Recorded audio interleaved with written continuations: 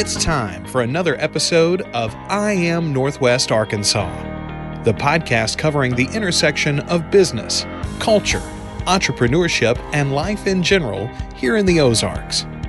Whether you are considering a move to this area or trying to learn more about the place you call home, we've got something special for you. Here's our host, Randy Wilburn. Hey folks, and welcome to another episode of I Am Northwest Arkansas. I'm your host, Randy Wilburn, and I'm excited to be with you today. I've got another great episode, as I always do, right? Aren't these episodes awesome?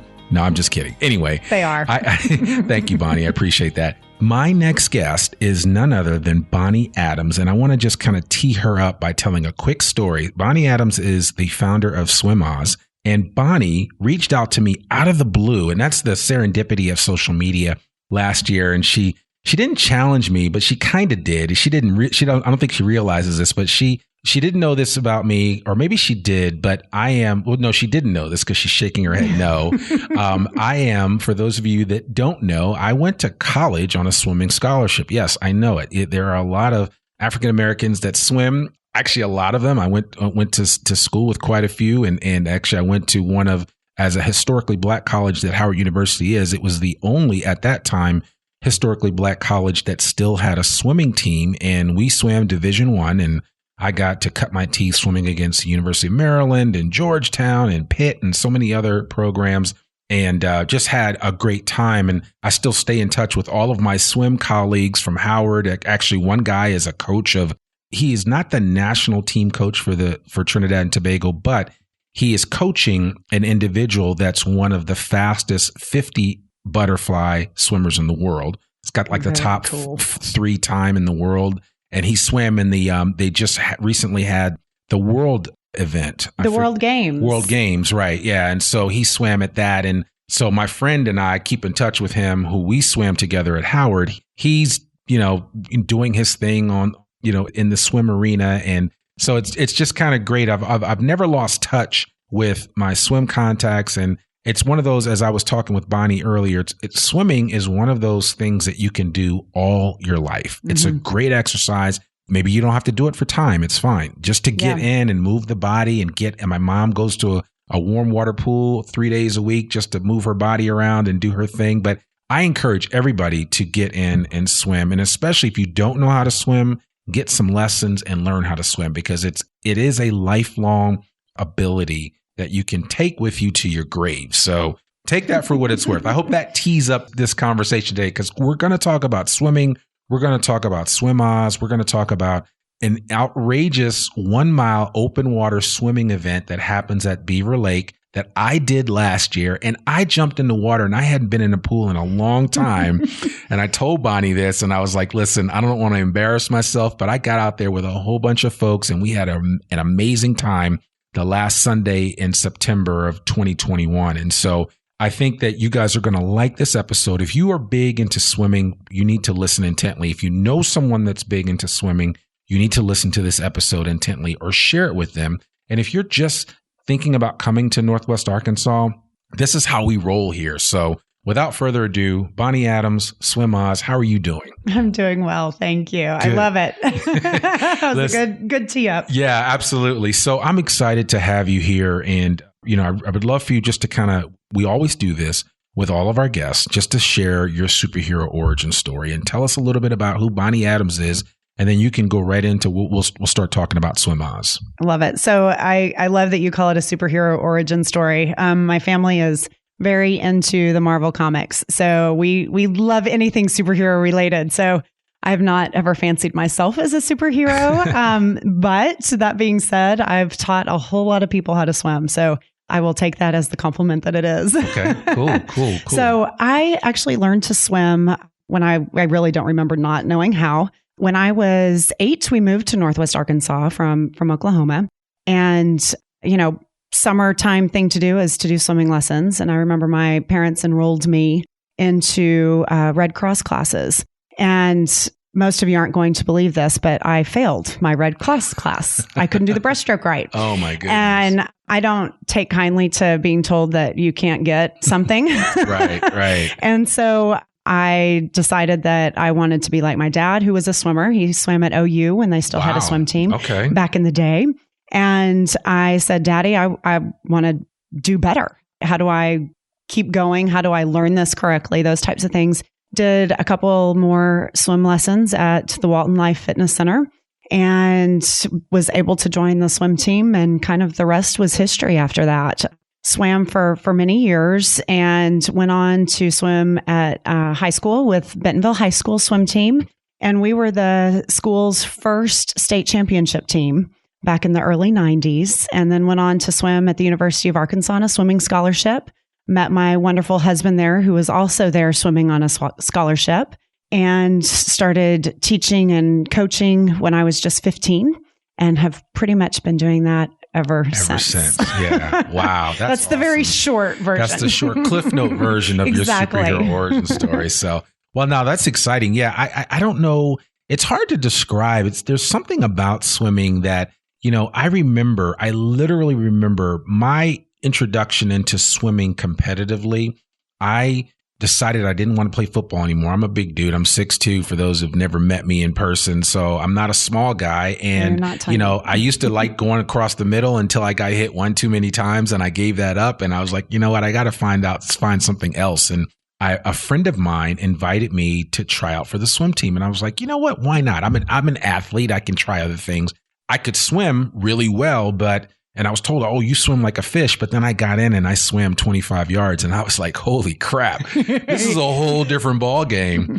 And here's the thing, folks. The reason why I'm sharing this is because from one season to the next, I got in, I endured that first year of swimming on a swim team, right? So a season, it wasn't just a couple of months. And I got the bug and I joined a local team, a competitive team, and just started swimming over and over and over again, swimming in meets. I got introduced to things and I got into swimming at an older age. Like I got one of my sons involved at swimming at like 9 or 10, like competitive swimming. I was like 15 and it was a whole different ball game for me. And so I was a little bit more mature. I was able to deal with it, but it was a lot of fun and it just opened up doors that I never thought I could open. And it was really cool. And, for me, it was interesting. I grew up in New Jersey. I was like the only black guy on the team, but that wasn't an issue. Everybody really, I built a lot of friendships, some that I still have to this day. And shout out to my man, Andy O'Grady, who passed away in Tower 2 of the World Trade Center. But I'll never forget how he made me feel when I joined the Paramus Red Wave. Now it's now called New Jersey Wave, but at that time it was called Paramus Red Wave. And that was the team that I was on. And Andy went on to have a storied career at UCLA. And I think he went to the Olympic trials in 88.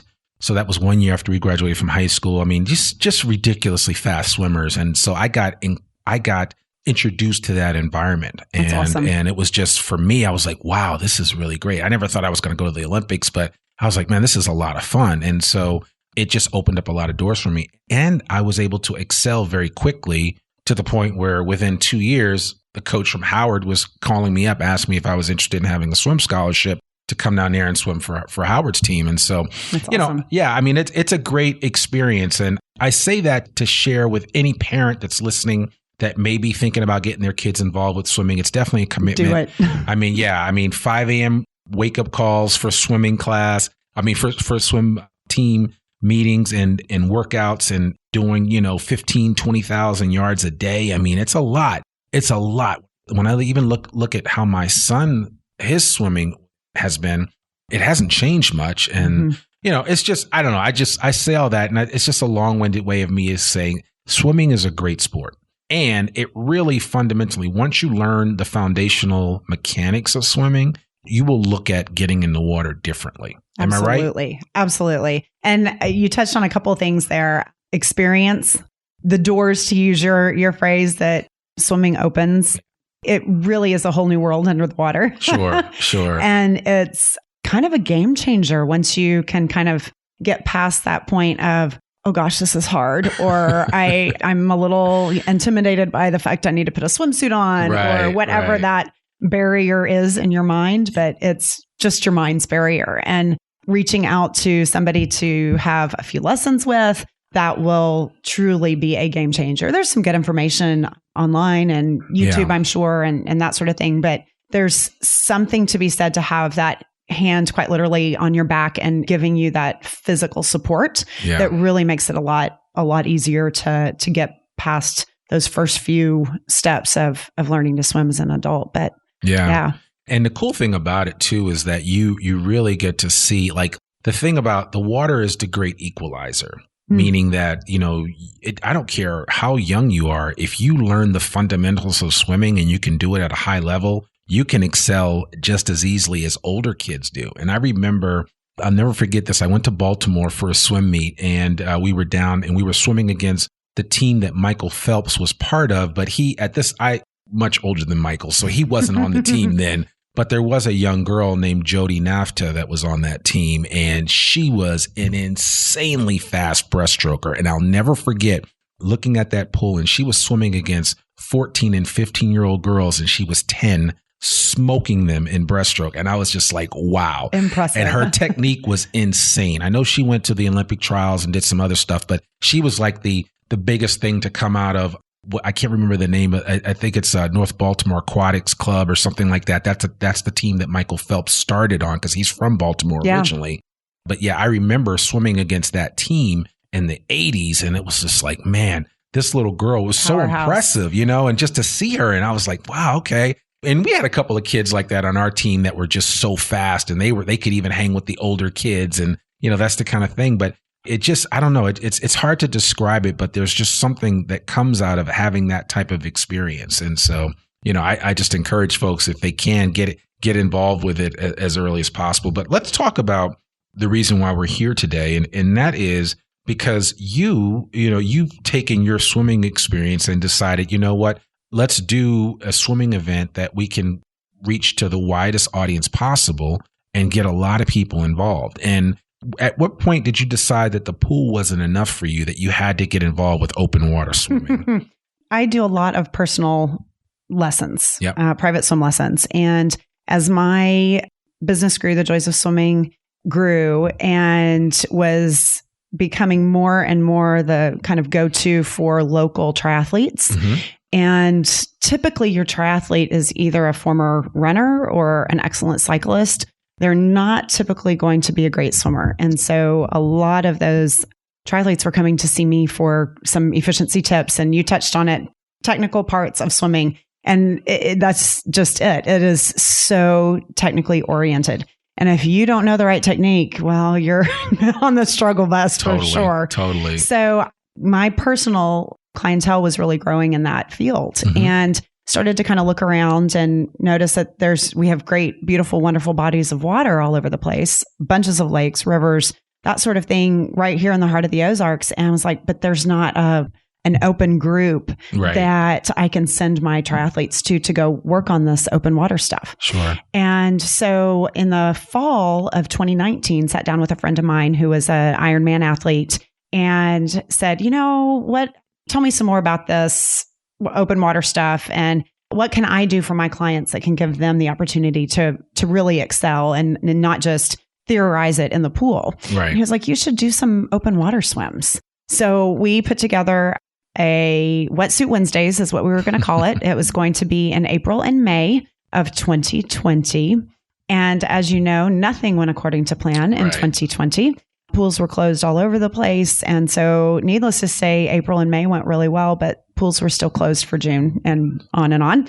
And so we went ahead and decided to continue it through the end of September and post summer, and realized that every single week I had somebody new. And it was like, okay, this is kind of cool.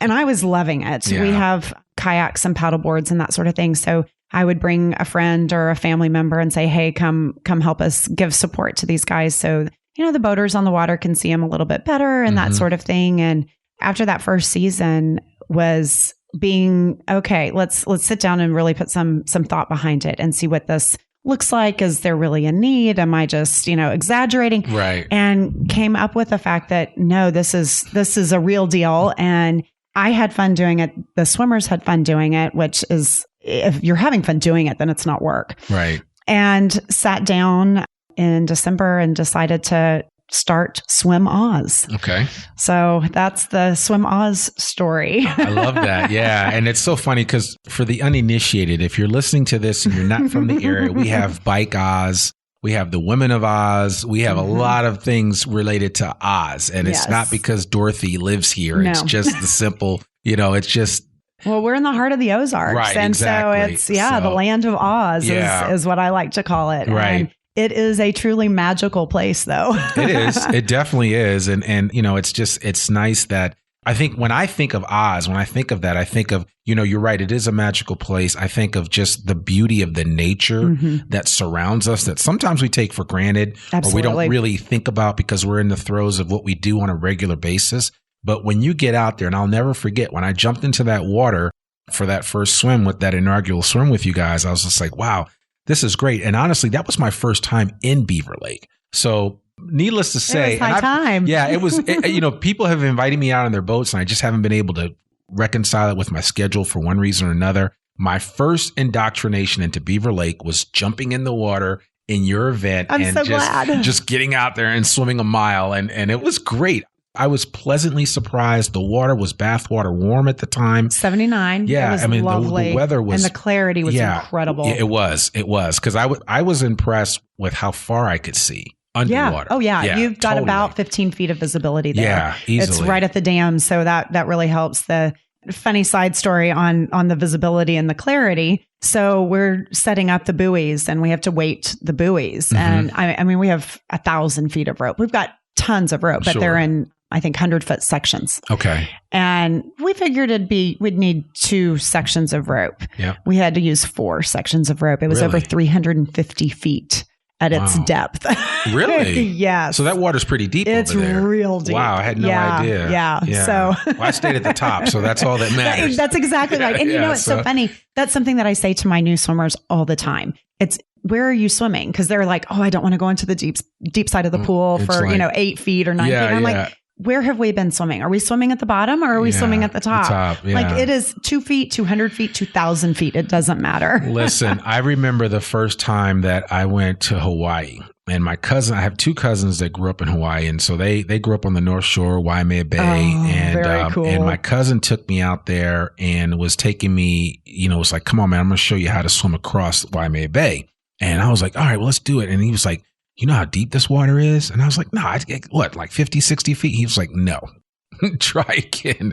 This water is like 800 feet deep. Oh, it's my like the shelf just drops off right there on that side of the island. And I was like, are you kidding me? But I mean, I was on top of the water the whole time. So I wasn't thinking about it. Afterwards, I was kind of freaked out about it because, when you think about the depth of water, but, I've been on boats where we've been out in the water and we just jumped in the water and it was like, you don't think about that. The biggest thing I'm doing is watching out for sharks, right? Because that's the thing. But I don't have to worry about a shark. You don't have to worry about that here in Beaver Lake. So, that is not a problem. So no, but okay. So you got Swim Oz started, and it's really you just met a need that existed out there, right? Because a lot of triathletes, it's probably one of the weakest things that I've ever run. Because I've always said if I ever did a triathlon, I was going to kill it in the water. I was going to crush the swim. And I think I could do pretty well in the cycling part. It was the running thing that was going to be a challenge for me, right? Because everybody's different. That dry land stuff, right?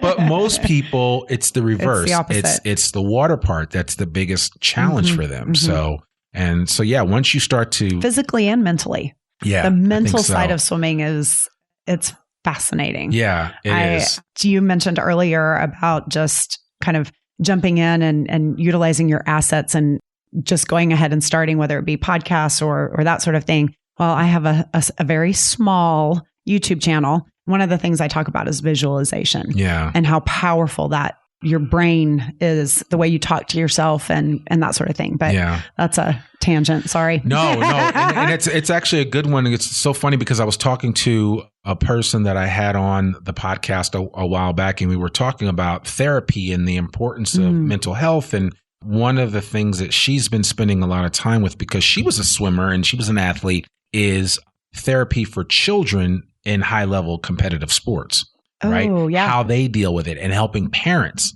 acclimate to that. And so there's something to be said for that whole process. Absolutely. And there's a really great book called The Inner Game of Tennis that Tom Brady attributes to him being so successful. And it focuses the essentials of the book is that most of the athletic work that you do when you're performing at a high level in any sport or anything like that, most of it is mental. Mm-hmm. And the sooner you figure that out, the better off you are. And part of it is like, just your routines. What are your habits that you do day in and day out? And, Michael Phelps talks about, well, why was Michael Phelps so successful? The most celebrated swimmer ever. It was because he had a fail-safe routine. He knew exactly what he was going to do when he got in the pool, how many laps he was going to swim. I mean, Michael Phelps had it down to every stroke. Oh, absolutely. Right? So you think about people marvel like, oh my God, it's amazing how he did that. He knew exactly. And we used to count strokes. I mean, that was a thing. Know how many strokes it was going to take me to get down the pool. I hope my swimmers are listening to this right now because we talk about that all the time. Counting strokes is huge, but it's something the easiest judge of efficiency. It really is. It really is. And the better you get at that and understanding your body, the better off you'll be in the water. Absolutely. So, but yeah, Phelps made a routine of it, and he knew exactly what he was going to do from the time that he jumped in the pool for warm-ups before a race to when he went in the race, how many laps he was going to swim after the race. I mean, it was all routinized. And the inner game of tennis talks about how you routinize the things that you do on a regular basis to create success and successful outcomes when you're performing at a high level. And this actually can be applied to anything that we do. For sure. It really can. But The Inner Game of Tennis is a really good book. I'll put a link to that on the show notes so anybody listening can check that out. But yeah, that's, there's several interviews, and I think Tom Brady mentioned it on his ESPN special, but I've heard him talk about it several times. But he said that was the book that changed everything for him. Nice. And I want to say he read it or it was introduced to him in high school. Oh, wow. And the rest of it is history. Yeah. Seven championships later. I mean, he is the GOAT when it comes to that. So, and so is Phelps when it comes to the pool. And so I still get chills when I think about I think it was the 4x100 when Phelps touched out the French in that race in 2008. I mean, there was just, in my head. There's just nothing like it. But between Athens and Beijing and London and Rio, I mean, the dude just dominated. Yeah. And I actually go back and watch some of those races. So they're just fun to watch. Oh, absolutely. They really are. I think all of them are on YouTube. They are. Real easy to find. For sure. All right. So I'm geeking out now about swimming. So you guys listening to this, don't give me a hard time. I'm in my element right now. No pun intended. But no, let's talk a little bit about now that you've gotten this program underway and you guys meet, if I'm somewhere in Rogers once a week, right? We do. Like at a boat dock somewhere or a boat ramp. It's a very fancy address. Okay. The Highway 12 boat ramp. Right. People ask me like, well, just send me the address. I'm like, no. Yeah, I remember there isn't an address. Yeah. I can drop a pin and the pin link is on my website. Right. But yeah, so every Wednesday at 6 p.m. is splash time, as we like to call it. And we are out there April through September. So for a full 6 months. April is pretty chilly. Water's pretty cold and things start to warm up. And by mid-May, half the folks are in wetsuits. Yeah. And it's a great time. And to this day, I am very pleased to say that we have stuck to that. Every week we have one new swimmer. Good. And every week for 2.5 years, we have had one new swimmer. That's awesome. Which is a really, really cool and just kind of a testament to what the interest is and the desire to have an organized group that's doing that. It's, it can be, swimming is something that there are some safety factors, right? Sure, when I teach swimming, I have 4 safety things. And one of those safety things is, do you ever swim alone? And the kids are like, well, sure, I know how to swim now. I'm like, you know what? Michael Phelps can't even swim by himself. Right. What if he bumps his head? What if, there's all of those what ifs. Yeah, and when you're dealing with water, you've got to take that up to a higher level. And when you've got open water swimming happening, it's not so much that I'm worried about you and your swimming. It's I'm worried about all the other idiots around the lake. Yeah, and I struggle using that word, but it's true. And so all of my swimmers have to wear swim buoys. And it's, again, not for my swimmers. It's so that we can see you very easily. It's so boaters can see you very easily as well. And then we do, we swim in a cove and we have big giant buoys out so that my swimmers can work on their sighting, but also so again, boaters can see what's going on. Yeah. And then we have a bunch of kayakers and stand-up paddleboard folks that are out there. We had a canoe out last week, yeah, so it's fun for the whole family. Yeah. And it, it's a whole community. Last week we had 32 swimmers. Wow. And we had, I think 9 or 10 different boats that were with us on the water. Oh, cool. So yeah, it's great fun and a really unique way to experience kind of the hump day and get through you're through the worst part of the week, right? Right. And it's all downhill from there. So I mean, I think that's great. And I know somebody listening to this is like, I had no idea that people got together at a boat ramp on Highway 112. And so now I'm going to make my way out there and come join us. Bonnie. So, yes. Yeah, you need to do that.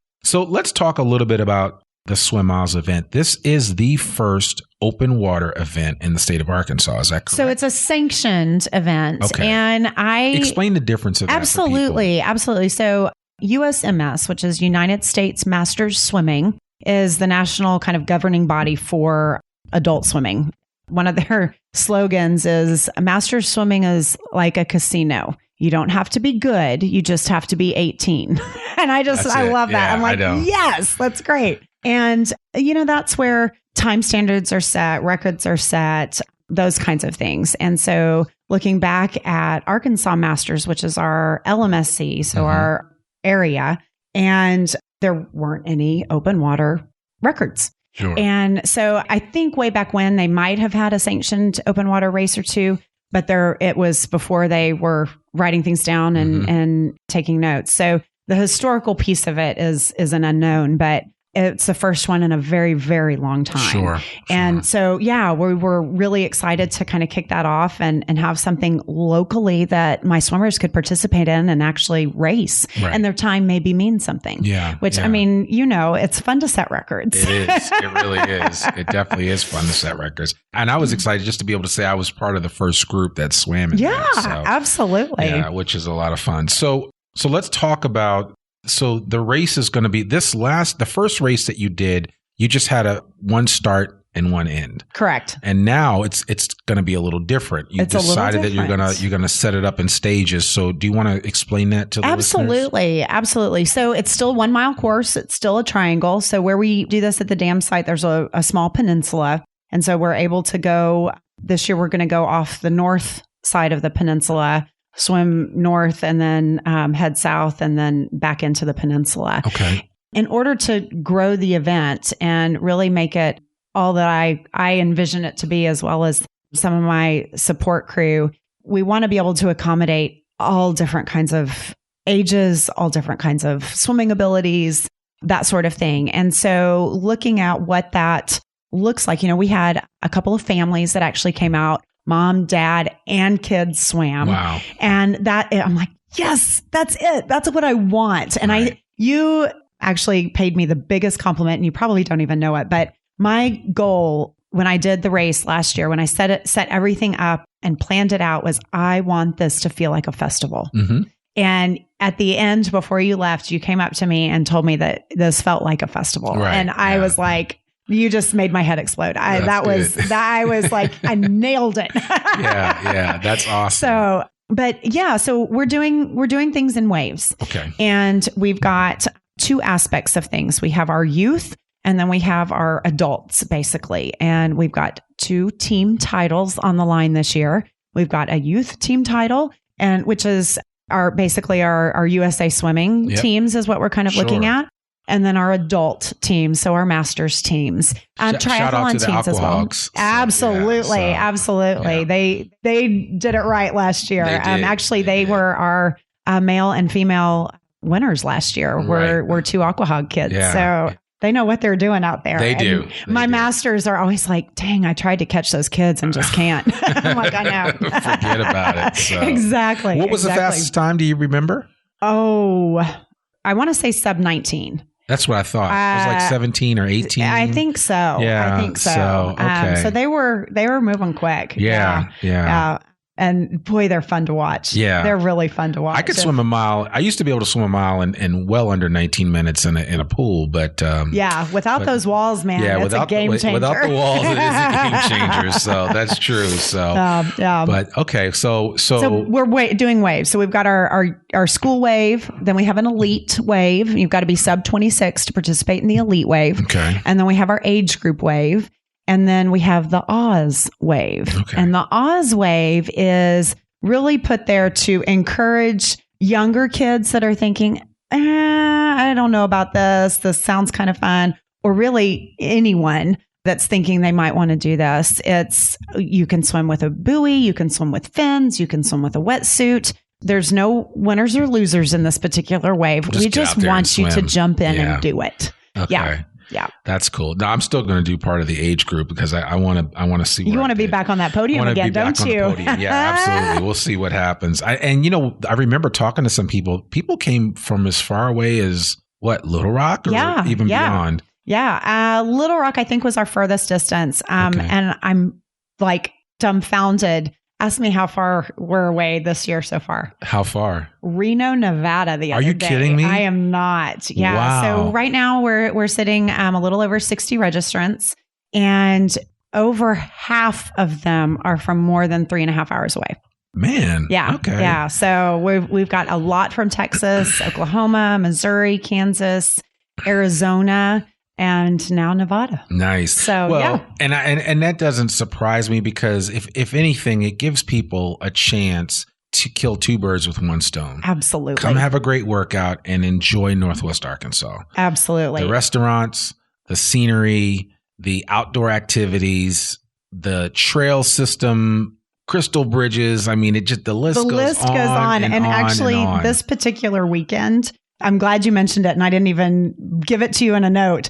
There is Format Festival happening that weekend, which is an art festival and music festival. And then there is also the LPGA happening that same weekend, which also means that Bite is happening that weekend, which is an amazing food festival. So there is a ton to do here in Northwest Arkansas for this. Yeah. And the way we're setting it up this year, festivities actually begin on Friday night.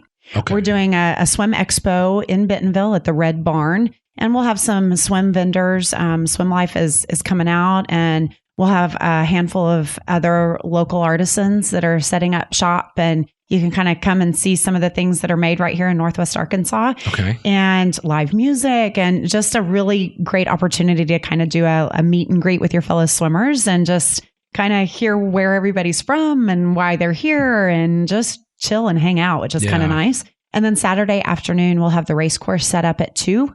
And so you can come out and do a pre-swim on Saturday afternoon. And then Sunday morning is race day. Yeah, that's exciting. Yeah, I want to beat my time. I can't remember what it was, but I definitely want to beat my time. And I'll look it up for you later. Yeah, we'll see. We'll see how I do. But I probably need to get out to Highway 112 to the boat ramp and get some practice in, Absolutely. Yeah, come join us. Yeah, no excuses now. I will definitely do that. So if anybody listening to this is like, man, this sounds great. Bonnie sounds great. How do I get involved? What's the best? Where do you want to send people? 2 places. So the race itself is the Walmart Oz Mile, and it's ozmileswim.com. Okay. And you can look us up on social media as well, Instagram and Facebook. Shoot us a message, give me a call. Everything's listed with links and all that kind of fun stuff there. So ozmileswim.com. And then Swim Oz. You can look us up on Instagram and Facebook for Swim Oz info as well. Okay, perfect. Yeah, we'll put all of that in the show notes so people can access it. But you shouldn't have any problems. Even if you do search Swim Oz on Instagram, you'll find us really Bonnie's easily. Information. Yeah. So that's cool. Well, Bonnie, this has been great. I certainly want to thank you for taking time out of your schedule to come just share with us what's going on with Swim Oz. And I appreciate your passion for swimming, your passion for getting outdoors and just, maintaining a healthy lifestyle. And so you're certainly walking the walk and talking the talk. So we really appreciate that. And we also appreciate you for bringing another dimension to how we can experience Northwest Arkansas. Oh, absolutely. My pleasure. Thanks for having me. Absolutely. Absolutely. Well, there you have it, folks. Another episode of the I Am Northwest Arkansas podcast. I hope you guys enjoyed that. I want to see some of you out there at the Oz Mile Swim. Just go to ozmileswim.com and sign up for this event that's happening at the end of September. And it will be happening at the end of every September moving forward. So if you're listening to this next year or the year after that, you can sign up. Just go to ozmileswim.com and check out what Bonnie and her team are doing at that moment in time. You will not be disappointed.